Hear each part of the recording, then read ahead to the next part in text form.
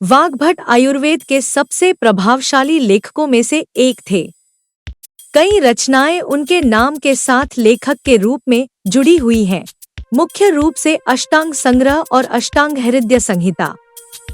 हालांकि सबसे अच्छा वर्तमान शोध विस्तार से तर्क देता है कि ये दोनों रचनाएं किसी एक लेखक की रचना नहीं हो सकती। वास्तव में इन दोनों रचनाओं के संबंध और उनके लेखकत्व का पूरा प्रश्न बहुत कठिन है और अभी भी समाधान से बहुत दूर है। दोनों रचनाएं पहले की शास्त्रीय रचनाओं चरक संहिता और सुश्रुत संहिता का बार बार संदर्भ देती हैं। अष्टांग संग्रह के अंतिम श्लोकों में वाग्भट को सिंहगुप्त का पुत्र और अवलोकित का शिष्य बताया गया है। उनके कार्यों में मवेशियों और ब्राह्मणों और विभिन्न हिंदू देवी देवताओं की पूजा का उल्लेख है। उन्होंने यह भी बताया कि ब्रह्मा और सरस्वती से आयुर्वेद कैसे विकसित हुआ। उनके कार्यों में समन्वयात्मक तत्व शामिल हैं। एक अक्सर उद्धृत गलत सुझाव यह है कि वाग्भट एक जातीय कश्मीरी थे, जो जर्मन इंडोलॉजिस्ट क्लॉस वोगेल द्वारा निम्नलिखित नोट के गलत पढ़ने पर आधारित है।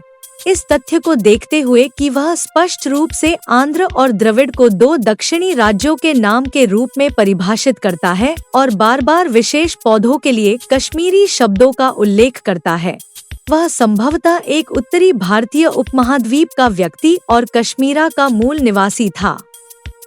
वोगेल यहाँ वाग्भट की नहीं बल्कि टिप्पणीकार इंदु की बात कर रहे हैं।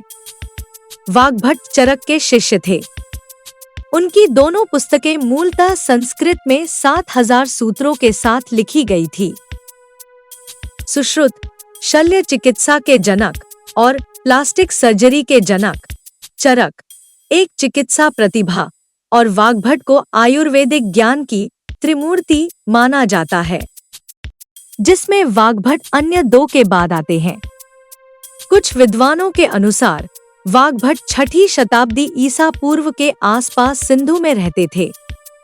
उनके बारे में व्यक्तिगत रूप से बहुत कुछ ज्ञात नहीं है, सिवाय इसके कि वे संभवतः एक वैदिक चिकित्सक थे, क्योंकि उन्होंने अपने लेखन में हिंदू देवताओं का उल्लेख किया है और उनके बच्चे, पोते और शिष्य सभी वैदिक हिंदू थे।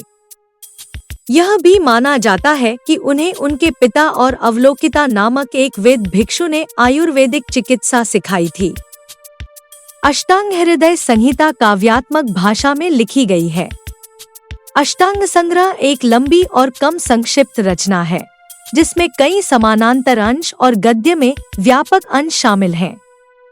7120 संस्कृत छंदों में लिखी गई है, जो आयुर्वेदिक ज्ञान का लेखा जोखा प्रस्तुत करती है। संस्कृत में अष्टांग का अर्थ है 8 घटक और आयुर्वेद के 8 खंडों को संदर्भित करता है। आंतरिक चिकित्सा, शल्य चिकित्सा, स्त्री रोग और बाल चिकित्सा, कायाकल्प चिकित्सा, कामोद्दीपक चिकित्सा, विष विज्ञान और मनोचिकित्सा या आध्यात्मिक उपचार, और ENT इसमें दीर्घायु, व्यक्तिगत स्वच्छता।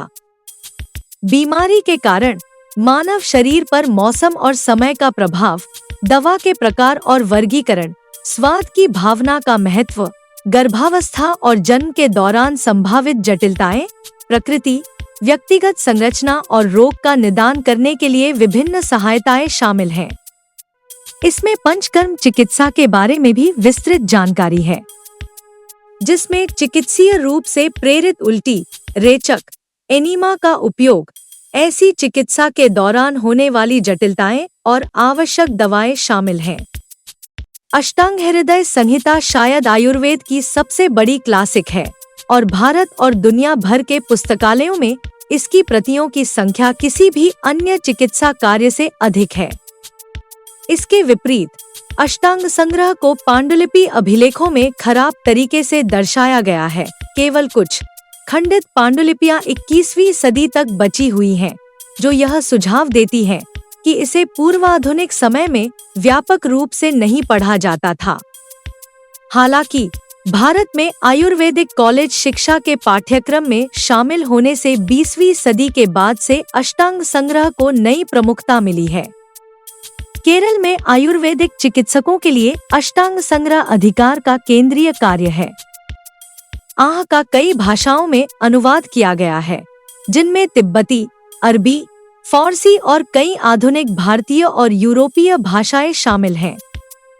आह के 656 चयनित अंशों का अंग्रेजी में अनुवाद पेंगुइन क्लासिक्स श्रृंखला में प्रकाशित किया गया है। कई अन्य चिकित्सा कार्यों का श्रेय वाग्भट को दिया जाता है, लेकिन यह लगभग निश्चित है कि उनमें से कोई भी अही के लेखक द्वारा नहीं है। रसरत्न समुच्चय, एक रसायन शास्त्रीय कार्य, का श्रेय वाग्भट को दिया जाता है, हालांकि यह उसी नाम का एक बहुत बात। हमारी वीडियो अच्छी लगी हो तो लाइक करें, शेयर करें और चैनल को सब्सक्राइब करना ना भूलें।